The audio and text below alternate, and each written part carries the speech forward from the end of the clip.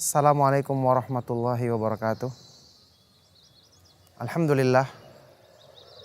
Alhamdulillah hamdan katsiran tayyiban mubarakan fih kama yuhibbu rabbuna wa yardah. Wassalatu wassalamu ala nabiyyina Muhammadin wa ala alihi wa sahbihi ajma'in, amma ba'du. Ma'asyiral muslimin rahimakumullah. Qurratul ain, penyejuk hati, penghibur jiwa, atau permata hati. Sesuatu yang didambakan oleh setiap insan di dunia. Sesuatu yang diinginkan untuk memudahkan manusia selalu meraih kebahagiaan dalam hidup mereka. Tahukah kita, Allah Subhanahu wa Ta'ala yang menciptakan manusia dengan sifat-sifat kemahasempurnaannya telah menjadikan sebab, telah menjadikan jalan yang sangat sesuai dengan kebutuhan hati manusia yang diciptakannya agar mereka bisa merasakan sebab yang menjadi kesejukan hati, yang menjadi penghibur bagi jiwanya. Allah Subhanahu wa Ta'ala yang menciptakan kita, maka dialah yang lebih tahu tentang cara membahagiakan diri kita lahir dan batin, dan dialah yang maha kuasa untuk menjadikan penghibur jiwa, penyejuk hati bagi manusia. Allah Subhanahu wa Ta'ala berfirman, "Ala ya'lamu man khalaq wa huwal latiful khabir." Bukankah Allah yang menciptakan alam semesta beserta makhluk di dalamnya, yang lebih tahu keadaan mereka, tahu memperbaiki cara memperbaiki mereka, tahu membahagiakan mereka lahir dan batin. Dan dia maha halus, maha lembut, lagi maha terperinci pengetahuannya. Di dalam ayat-ayat Al-Quran dan hadis-hadis Rasulullah SAW, paling tidak ada 3 gambaran tentang bagaimana seorang hamba bisa meraih atau mengusahakan bagi dirinya yang namanya kesejukan hati atau permata hati yang dikenal dalam istilah syariat dengan qurratul ain atau qurratul uyun, penyejuk mata yang kemudian turun ke hati.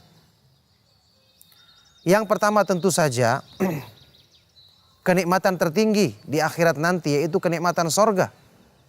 Kenikmatan yang Allah Subhanahu wa Ta'ala jadikan balasan bagi orang-orang yang beriman. Allah Subhanahu wa Ta'ala berfirman dalam surah As-Sajdah, "Fala ta'lamu nafsum ma ukhfiya lahum min qurrati a'yun jazaa'an bima kanu ya'malun."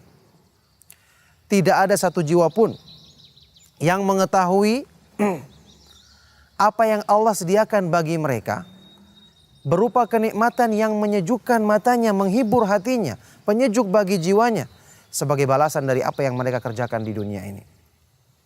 Qurratul ain di sini tentu adalah puncak dari semua kebahagiaan, puncak dari semua keindahan yang akan dirasakan oleh penduduk sorga di akhirat nanti. Semoga Allah Subhanahu wa Ta'ala mudahkan kita termasuk ke dalam golongan penghuni sorga dengan taufik dan karunia-Nya.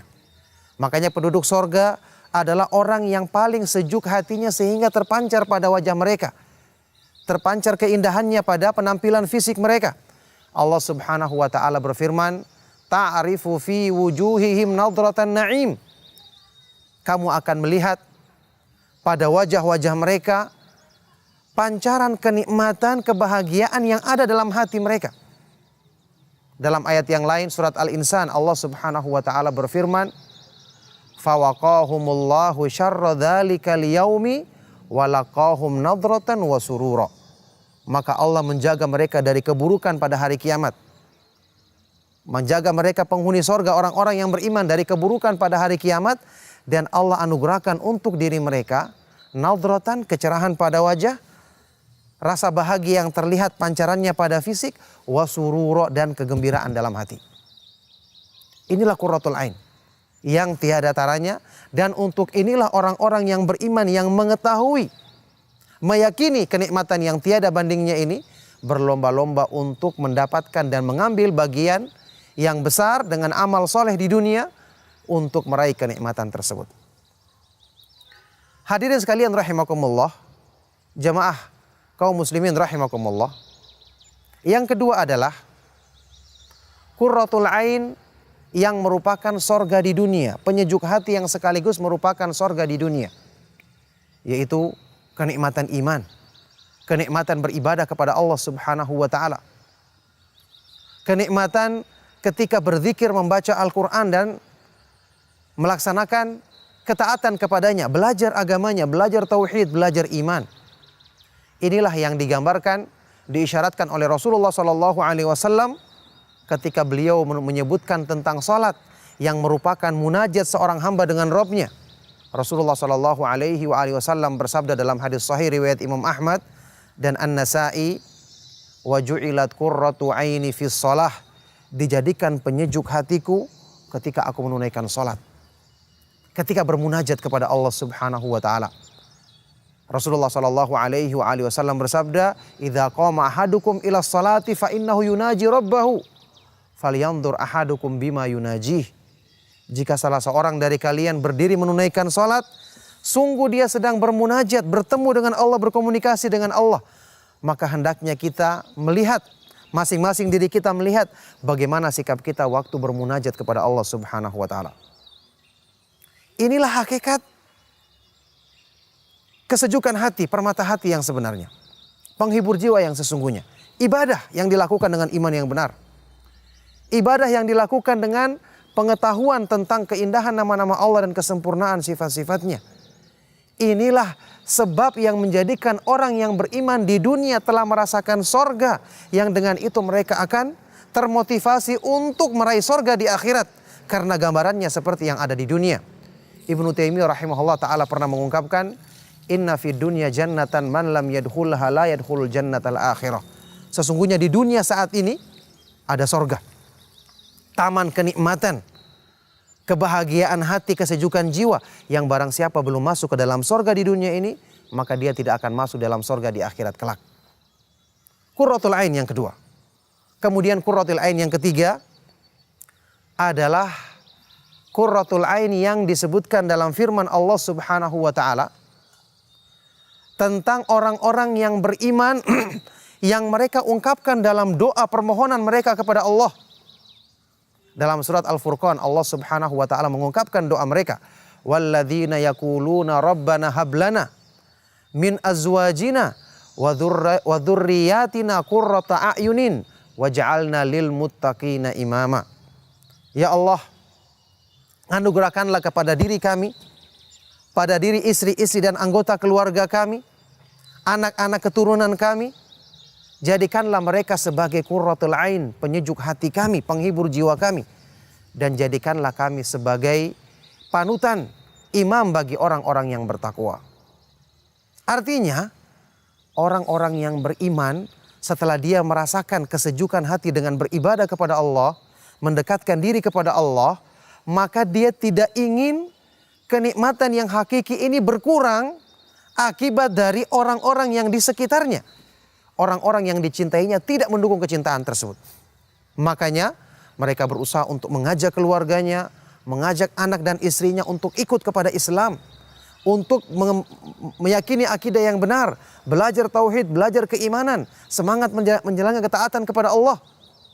Dengan itu dia akan sejuk hatinya, tenang jiwanya melihat anak dan istrinya taat kepada Allah, melihat semua berlomba-lomba dalam kebaikan, yang dengan ini mereka akan semakin menyempurnakan kecintaan kepada Allah Subhanahu wa taala.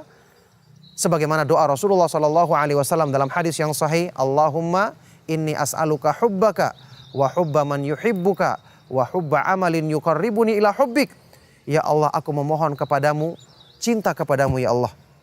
Cinta kepada orang-orang yang mencintaimu dan cinta kepada semua amal yang mendekatkan diri kepada cinta kepadamu ya Allah. Inilah qurratul ain. Inilah yang kita minta. Inilah sebab yang menjadikan hati kita selalu sejuk, selalu dihiasi dengan hiasan keindahan. Rasulullah sallallahu alaihi wasallam mensifati iman yang sempurna sebagai zina dalam doa beliau, Allahumma zayyinna bizinatil iman. Ya Allah, hiasilah kami dengan hiasan keimanan, keimanan yang menjadi permata. Di dalam doa yang lain beliau mengungkapkan, wa as'aluka na'iman la yanfadu wa qurrata ainin la tanqati. dan aku mohon kepadamu ya Allah kenikmatan yang tidak pernah putus, kenikmatan yang kekal abadi di akhirat nanti, dan qurratul ain, penyejuk hati yang tidak pernah terputus yang didapatkan oleh seorang hamba di dunia dan di akhirat nanti. Semoga Allah Subhanahu wa taala memudahkan kita untuk selalu mendapatkan sebab-sebab yang memperbaiki diri kita, menjadikan sempurna kebahagiaan kita, menjadikan jiwa kita selalu tenang, bahagia dalam kehidupan di dunia, untuk kita akan mendapatkan kebahagiaan yang lebih sempurna lagi di sisi Allah Subhanahu wa taala dengan taufik dan karunia-Nya. Demikianlah, sallallahu wasallam wa barak ala nabiyina Muhammad wa ala alihi wa sahbihi ajma'in. Subhanakallahumma wa bihamdika asyhadu an la ilaha illa anta astaghfiruka wa atubu ilaik. Wassalamualaikum warahmatullahi wabarakatuh.